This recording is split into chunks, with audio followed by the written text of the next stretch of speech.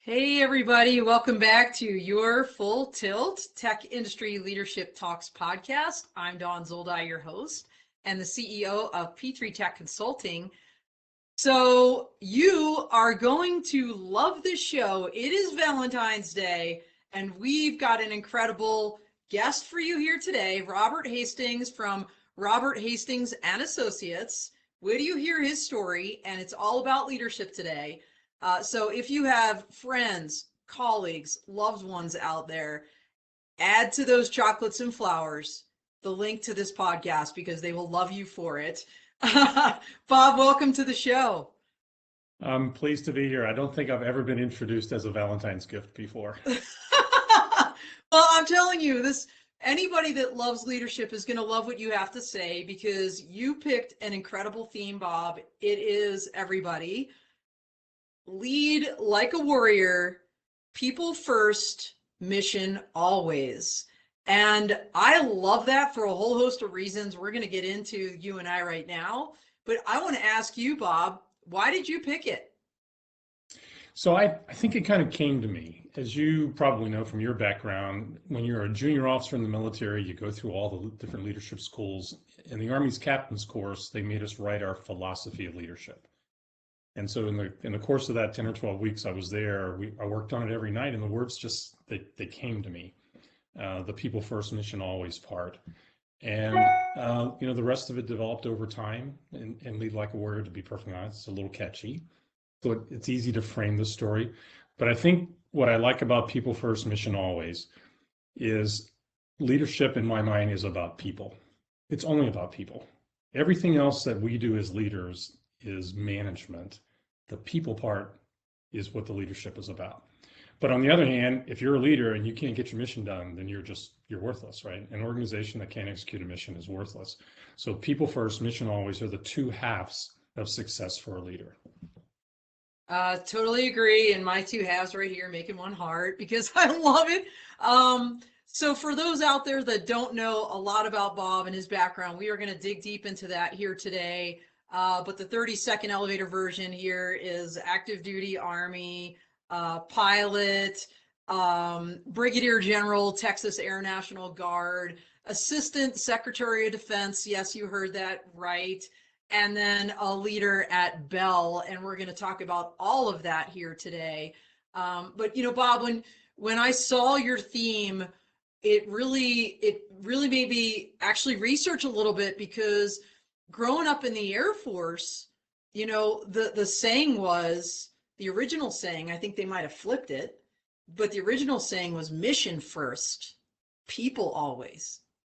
And as a young lieutenant and growing up, and, you can relate to this, you've become a senior leader, you buy into that over all those years. And I'm not going to get into this story, but I'll just tell you, there was definitely an inflection point in my career when I was a colonel where it was just like, whoa, hello, we've got this thing bass backwards. It's got to be people first because they're the ones that get that mission done. And so I love that you early in your career kind of framed this up, and then obviously for this show as well. So let's talk about the beginning though, Bob, because you've had such an incredible journey, an incredible career, and we always talk nature versus nurture. Are leaders born? Are they taught leadership? Is it a little combination of both? I think it's kind of both, but I love to hear where people are from, what their upbringing was like, because I do feel like that informs the leader that you've become, and it dovetails directly into this theme of putting people first. So tell us a little bit about your background, where you grew up and things like that, way back in the beginning. Yeah, so way back, was born to an Army private. My father was just in the Army. He was a private. He was the first child. And there's a 6 years difference between my brother and I, my younger brother. So for those first 6 years, I think my dad may have made sergeant by the time the second child came along. I got to see firsthand what a young enlisted family in the Army was dealing with. from, the deployments, the work schedules, the bills that had to be paid, the obligations that were on the family, the time away. I experienced all that as the son of an enlisted soldier. My dad went to Vietnam a couple of times, so I can remember vividly being with my mom during those long deployments.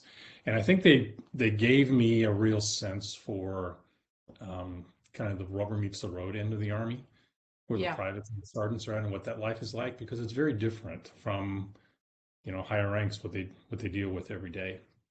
Moved around a lot because of that. Right. I tell people my hometown is Ocean City, Maryland, but that was just a place that we went back to for Christmas vacations sometimes, where we went when my dad went to Vietnam.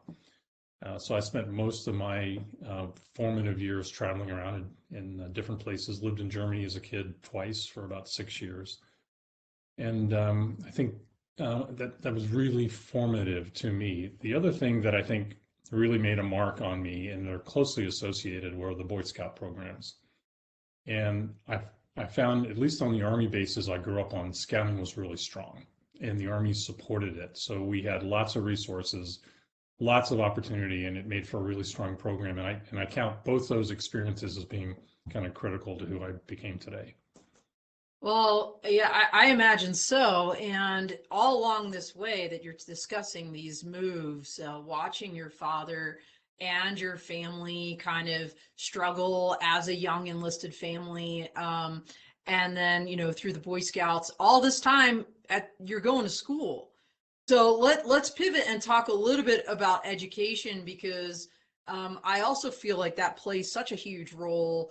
I mean, when you think back, right, when the time you weren't spending with your family or at Scouts, you were in the classroom, right? So, and I think we have a really great picture of you, maybe fifth grade. Is that what you told me? It was fifth grade? Yeah, I think that's fifth grade. Okay, so here we go. This is Tell us about what are we seeing here?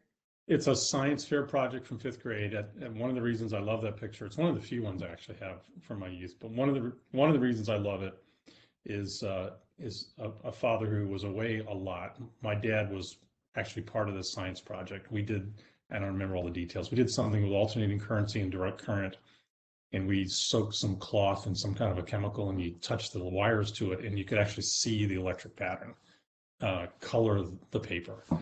And I love that because my dad and I did that project together. I also self-admit that I grew up as a geek. I loved science, I loved school, I loved going to school. I loved all the things that happened at school. I got involved in the Spanish club, the music club. By the time I got out of high school, to skip a few years, I was the stage manager for all the onstage productions in my high school. I wanted to be an actor so bad. I just Really?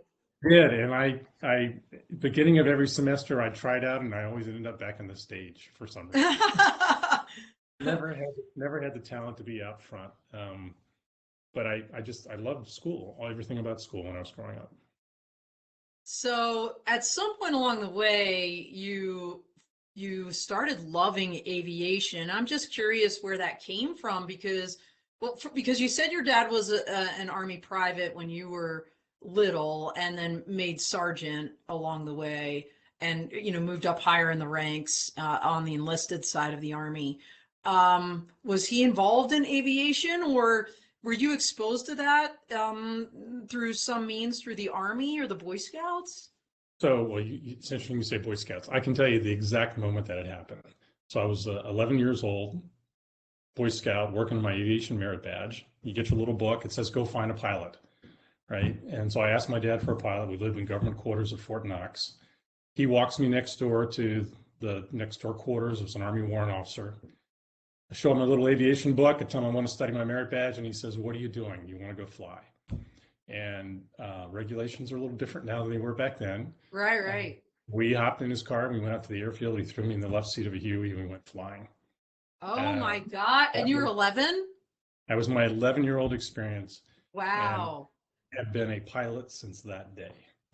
That I made up my mind there was nothing else I wanted to do in life but fly helicopters. That was it. And so, fast forward a couple of years, I actually got right in the back end of it was a Vietnam era program that was eventually shut down, but it was high school to flight school. And I got in right on the end of high school.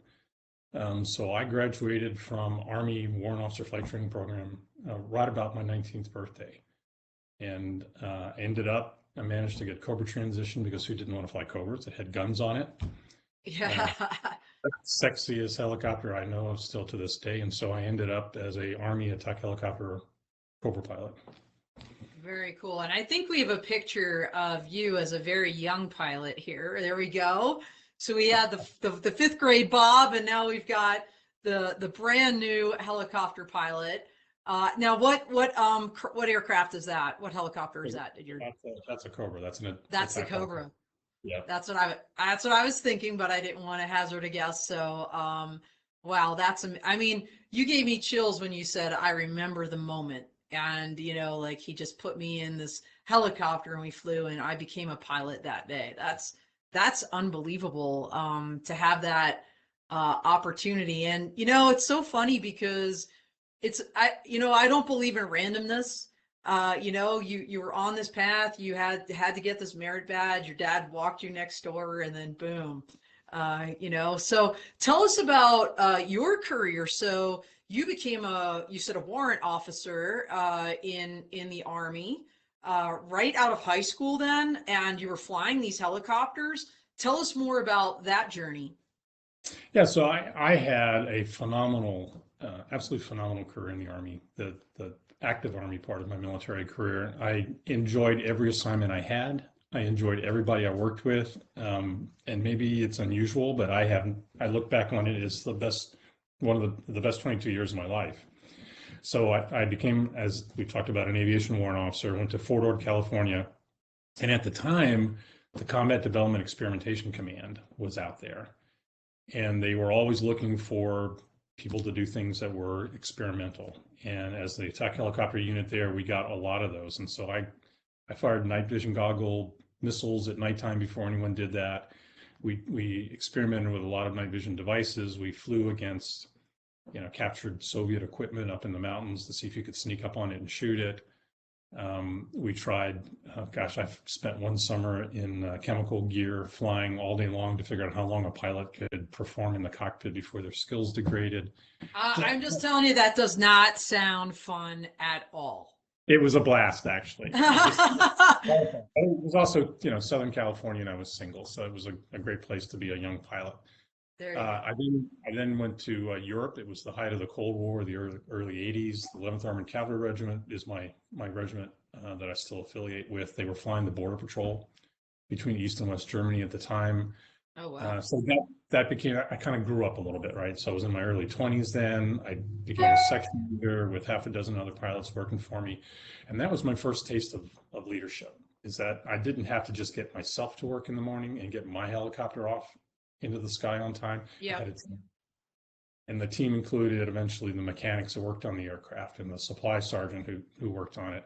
And I found that I really just love leading. And I love leading more than anything else that I was doing, so much so that I was walking through the headquarters one day and I happened to be there when the motor officer was fired. And I heard the executive officer scream, "Just get me a goddamn motor officer. It's all I want." And the personnel guy comes running out, and I followed him down to his office, and I said, "What's that?" And I ended up as a motor officer. I'd never even changed oil on a car before. And I took control of the motor platoon. We had about 250 vehicles. And that year, the end of that year, we won the best motor maintenance activity in all of Europe. Wow. And so I just kept biting on these little bit bigger pieces of leadership. And eventually, a friend of mine sat me down and said, "You're a warrant officer. And if that what you want to be as a leader, you need to go to OCS." Yeah, which is the officer candidate school? Officer candidate school, right? And Yeah. actually get on the Army's leadership track.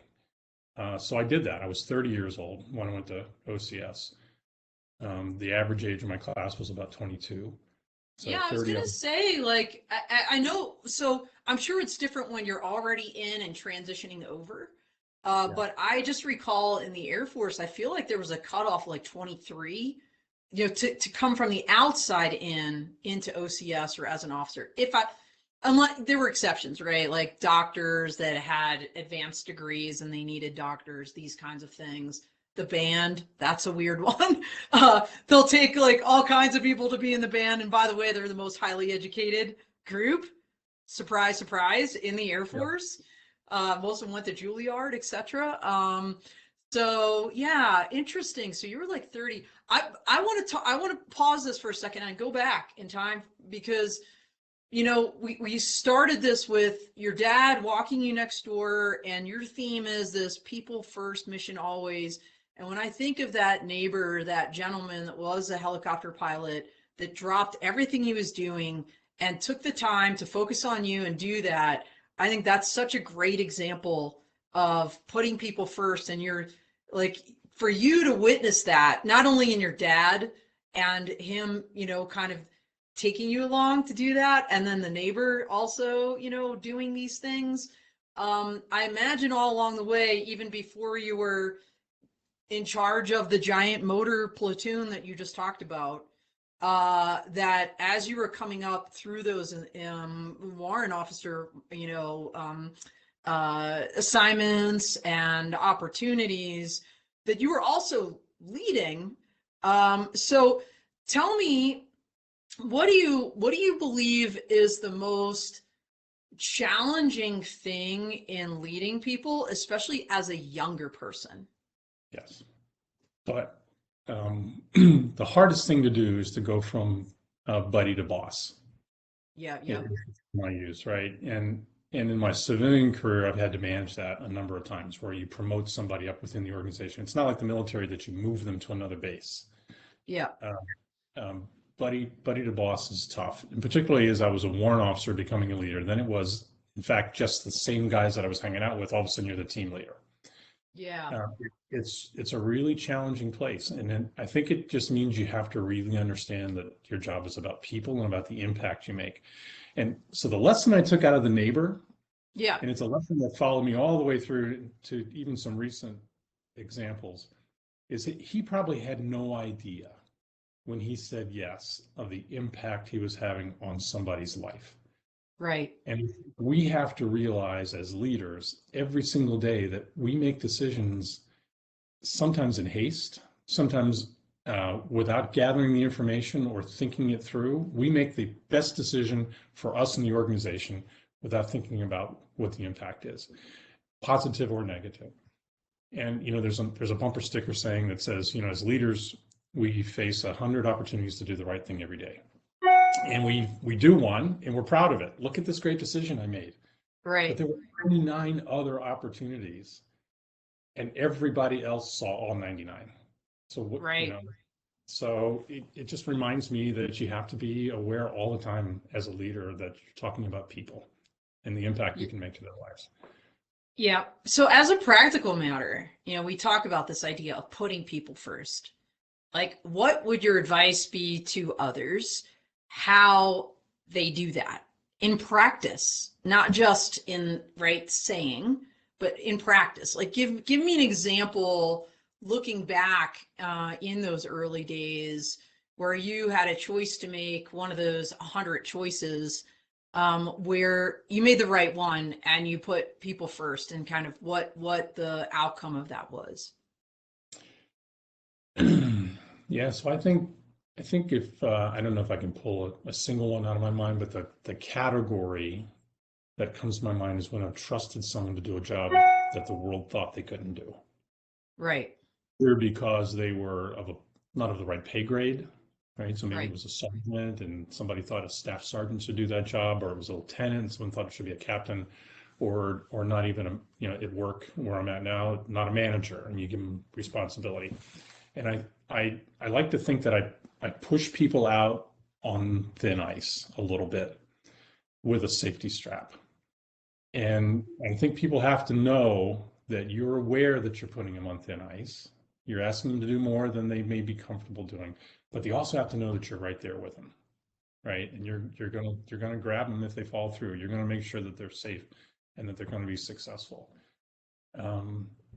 I think it's just, you just got to be aware with everything you do that it's a people issue. Every decision you make as a leader needs to be looked at through the lens of people.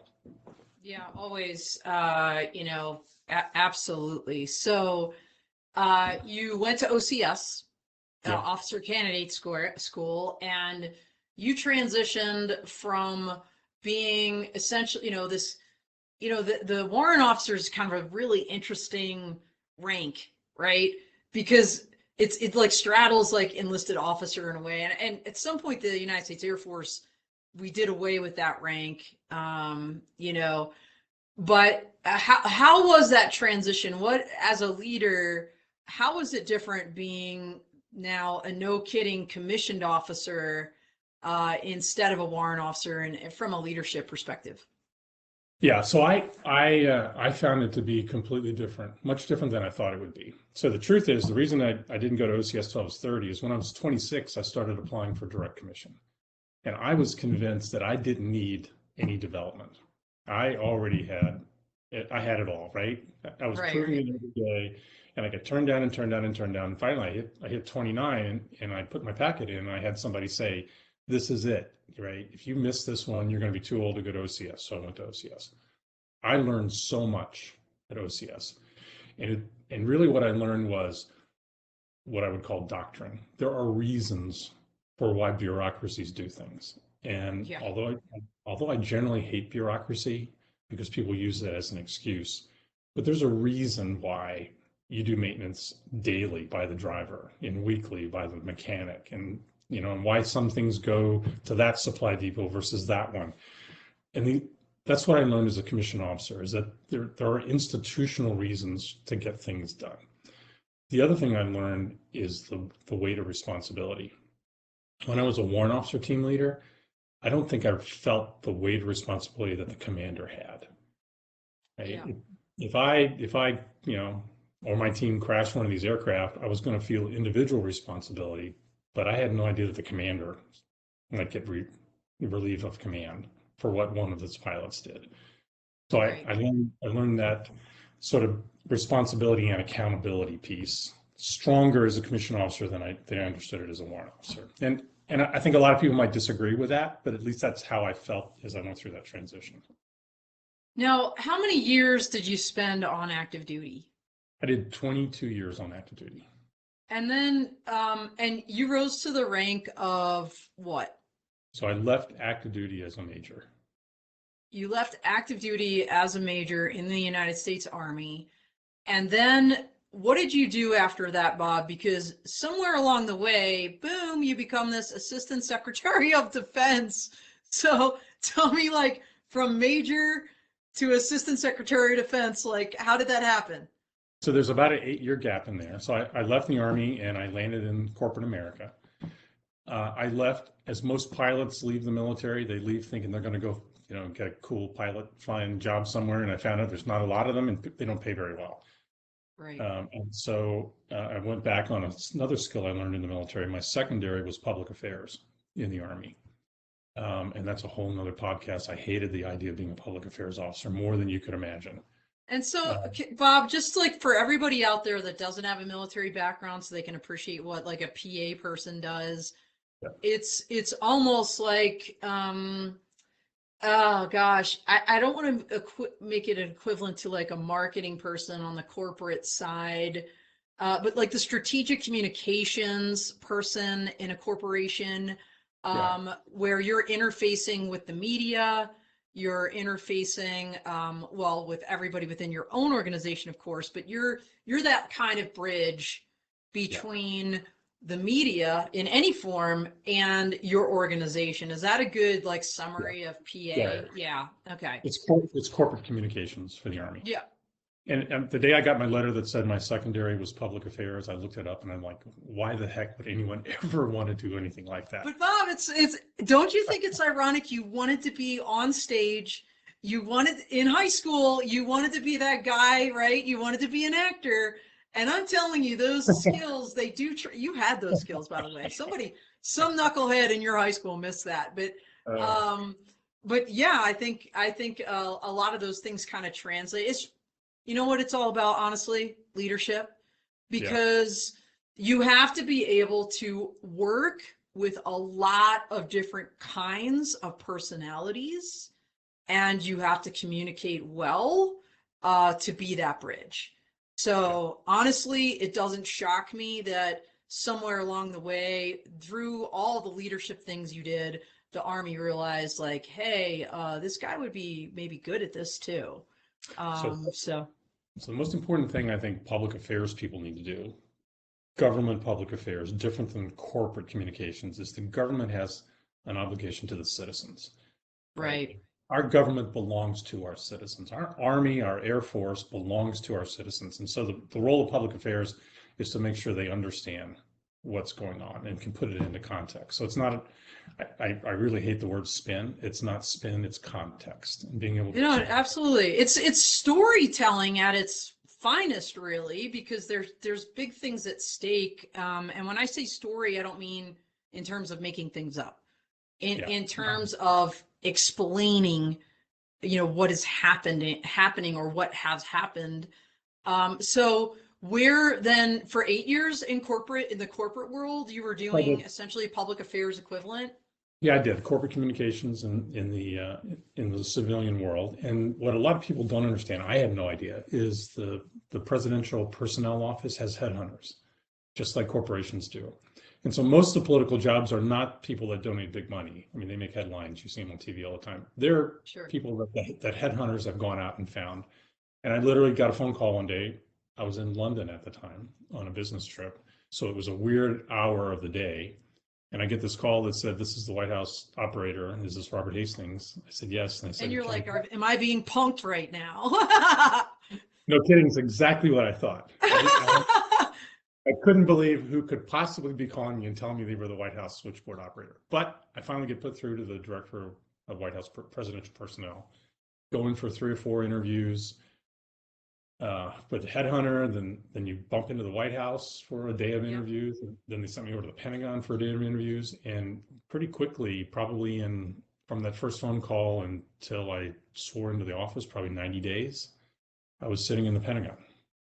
Wow. And I think we have a great picture of you.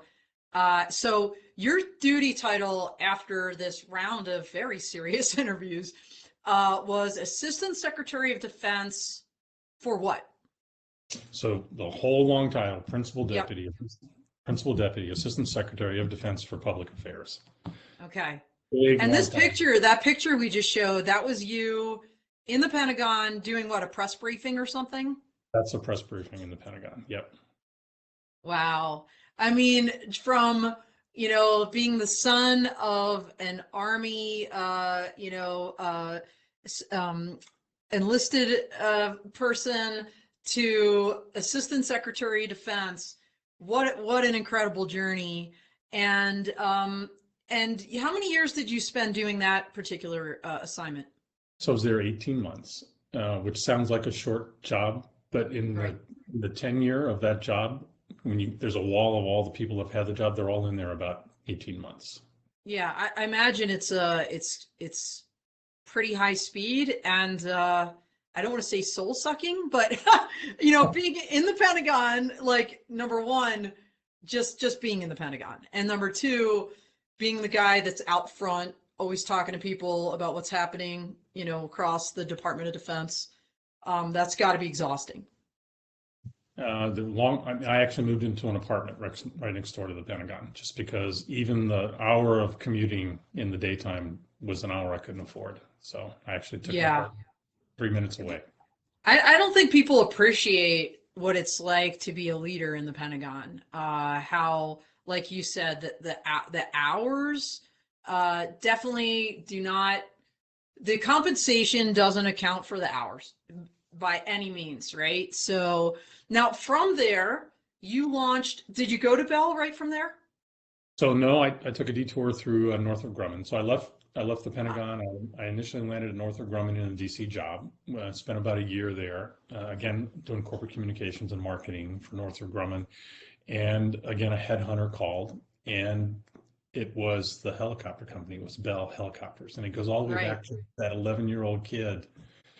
When I got the call, I wanted to jump through the phone and say yes right there on the spot. And it took 6 months, to get my head around leaving a company that I'd just joined.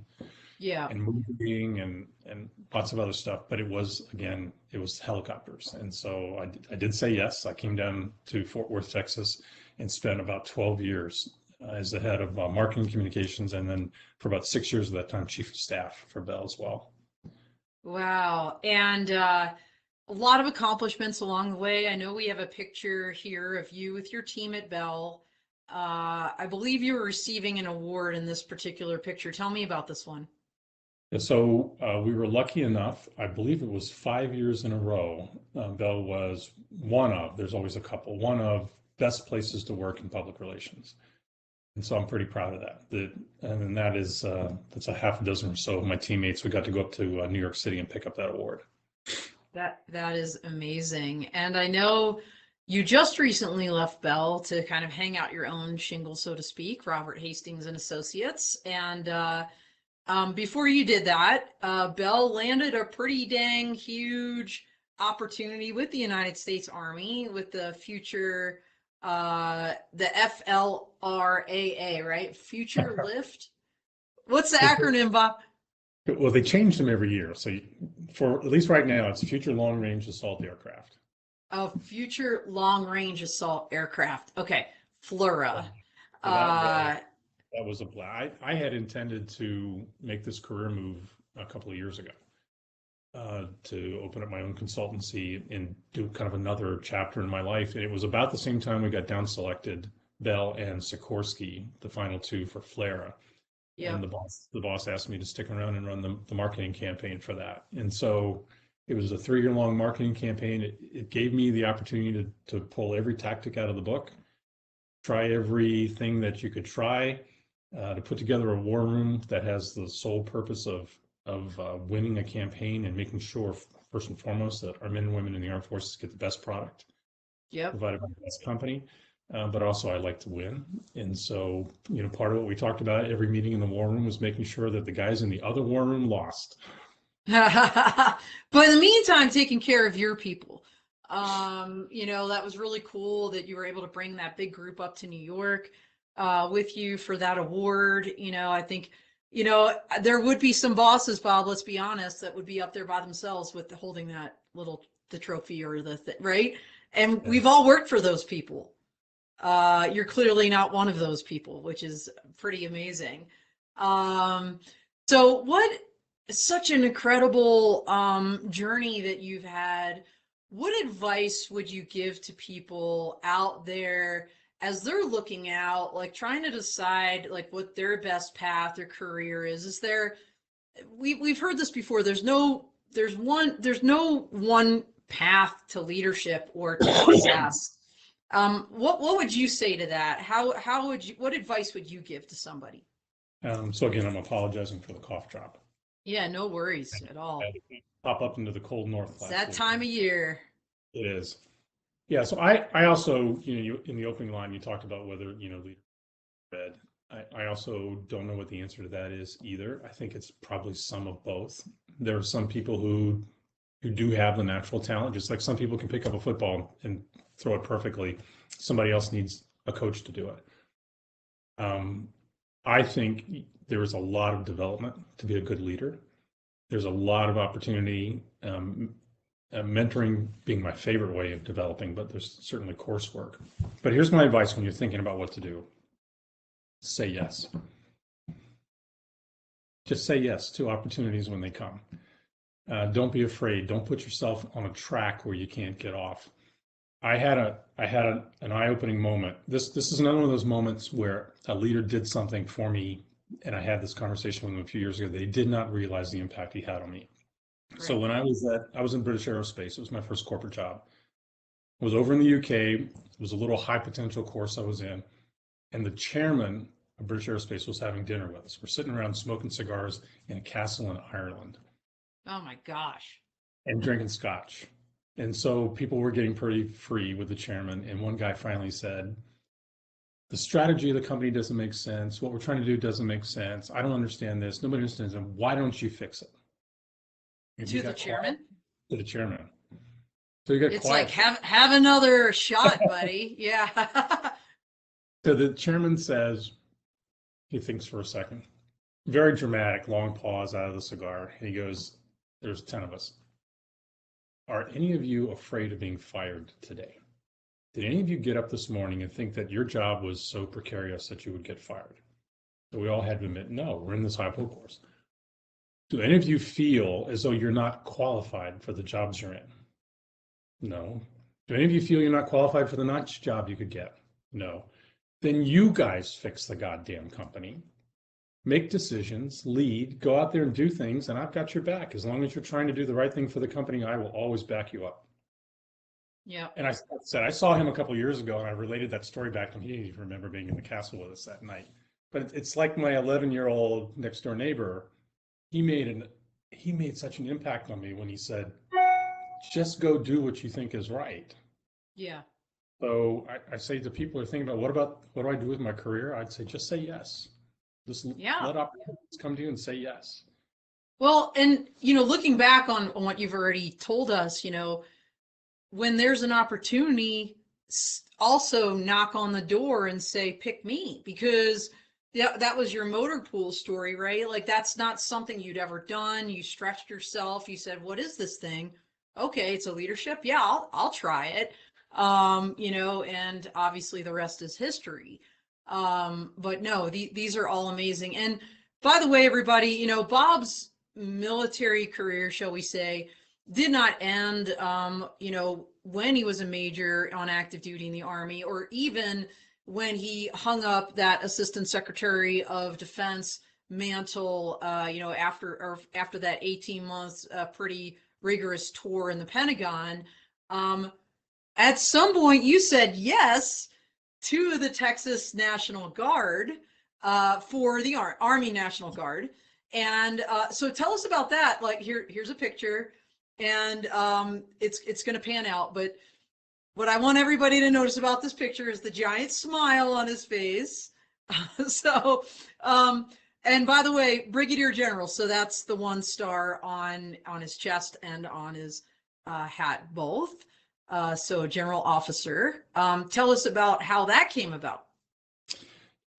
So it is, I think, saying yes. So I actually left active duty right before 9/11, and I was really frustrated at the time that my timing had been so bad. And of course, no one knew that what was coming. No one knew it was coming. And my civilian corporation that I got picked on, I got real busy right away. When I left the Pentagon and came to Texas for this job, I met somebody who was with the Texas State Guard, is what it's called down here. Mm-hmm. And they were telling me about their Title 32, and without getting complicated, Title 10 are federal officers, Title 32 are state officers. Right. And the guy said, you could come back and serve as a state officer here in the state of Texas. And in Texas, the State Guard is a phenomenal organization. We are the emergency management soldiers of the state of Texas. Hurricanes, wildfires, floods, disasters, Homeland Security, Border Patrol. And I said yes. And so long story short, 12 years with the Texas State Guard. I did make general officer. I commanded almost 5 years in total at the 1-star level, which was enough. I did retire from that job at the end of last year. But I found that phenomenally rewarding. And what I really loved about it is it was the culmination of 40 years. I like to say I had 40 years in a leadership laboratory, from the 18-year-old kid who graduated from flight school all the way up to brigadier general, civilian jobs, military jobs, political appointment jobs. I had 40 years in a leadership laboratory to kind of experiment and put these ideas together. And that's what I call my people first, mission always, lead like a warrior mantra that has a couple components to it. I believe what you do in people first, mission always is start with culture. You got to build a high performance culture. And I think there's 3 pieces of high performance culture. Everybody has to have a shared purpose or a shared vision or shared consciousness, whatever you want to call it. Right. No worries. The second piece is trust. You got to trust up and down and left and right. I mean, trust is the glue that holds a culture together. And then finally, you got to figure out what execution excellence is in that culture. And then I took from that and I really boiled down to, and I won't go through the whole list here on the podcast, but I came up with 10 principles. And if you go click on my LinkedIn, you can find it. But there's 10 things I call expectations of leaders. Top of the list is communicate. I think a leader has to be a communicator more than anything else. And if you're a communicator and you accept that communications is more about listening than talking, then you know your people and you know what is on their mind and you know what they want and you know what they need. And then as you work your way down that list, it's things like building trust and confidence and performing under stress. And probably the most important one after communications is grow future leaders. The most important thing a leader does is leave another leader in their wake. Absolutely. You mentioned that big $100 billion win we had with Flare at the end of last year. It didn't come the week we expected it. I was on vacation. I was with my son out in Arizona when the announcement came, and my leadership team, my direct reports, executed the plan without me. And they did a phenomenal job. Well, that's a huge testament to your leadership and you walking the talk of your 10 principles. So I encourage everybody, if you're not following Bob on LinkedIn, do that. Look up his 10 principles. Bob, we are getting incredibly short on time, which is insane, but I knew this was going to happen because I knew you had such a great story to tell. And by the way, I agree. Most people, when they think about communicating, they think of projecting. A lot of it is listening. And I don't want to end this show without doing two things. Number one, talking to you about balance. And number two, doing our quick lightning round at the end. So I'm going to pivot the conversation to talk about balance because, with all of these incredible life experiences and career experience you had from, sipping scotch, in Ireland, to flying Cobra helicopters, to leading a motor platoon, to being a general in the Texas National Guard, and then being a corporate leader at Bell. And that's just, some of the wave tops here. How did you have balance in your life? Because when you're leading hundreds of people, and you're listening to them and you're taking care of them, they become in a way your surrogate family. And it's very emotionally taxing. How do you have balance in your own life to take care of your own family? And as you're talking, Bob, I'd like to roll these couple pictures and make sure we get them in. I know we have you with a bike and then you with your family. And so we'll go ahead and do that. But please give us your thoughts on balance. The balance is hard. It's a really hard. Gave myself permission to work a Saturday if I needed to. I would also give myself permission to take a Wednesday off if I needed to, because the family needed something, right? And so to me, it's synergy. It's getting all those pieces to flow together in a way that they don't compete with each other. Balance to me is like this or that. And I just don't think you can think I think that's what makes it hard for people. So I always thought in terms of trying to synergize them together. I never really heard it explained that way before. I love that explanation, honestly. I think of balance almost like as the synergy you're talking about, this flow. It's not a zero-sum game. But always it seems like when you're working those 3 hours extra at night, what you're doing is you're taking away from yourself. And I saw you with that bike. And so obviously being in the Army, as long as you were, and being in the Texas National Guard, fitness is a big part probably of your balance or your synergy and how you take care of yourself. So, all right, we are at the 1 minute mark here, Bob, and my producer's in the background saying we got to wrap this up. So we're going to do the lightning round real quick. Okay. So number one, your favorite book. My favorite book, this is going to surprise people, it's Team of Teams by Stan McChrystal. I have bought and given away over 150 copies of that book. I'm not giving away any more than I'm paying for, but I will tell people to go read it. It's so fun. My husband just finished reading it last week. We're in the Bahamas, and he just read it. Yeah. So, all right. Number two, your hero. Sam Adams. Sam Adams. Adams. All right. He's the architect of this lifestyle we live in America today.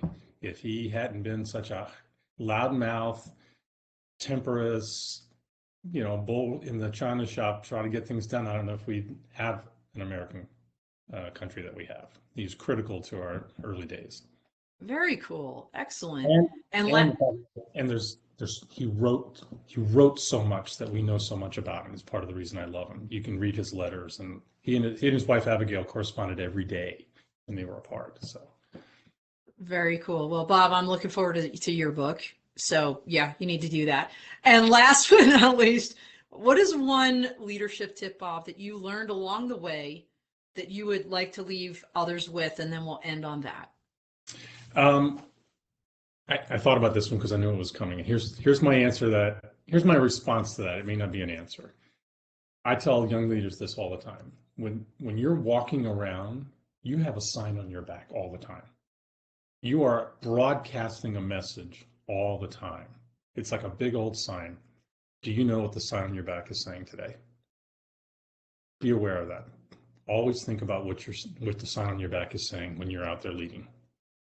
That is awesome. And, just hearkening back to the beginning of our conversation, there's a corollary to that, right? You never also know what that message that you're telegraphing, how that's going to impact someone around you for the better or for the worse, right? Exactly. So yeah, that's awesome. Well, we are a little over time, but boy, was it worth it. And thank you so much for taking this time. We really appreciate you, Bob. And everybody out there, happy Valentine's Day. Show the love, spread this link around, because there's some golden nuggets in here that you don't want other people to miss. So please share. And happy Valentine's Day to you. And we are out here. Thank you. It was fun.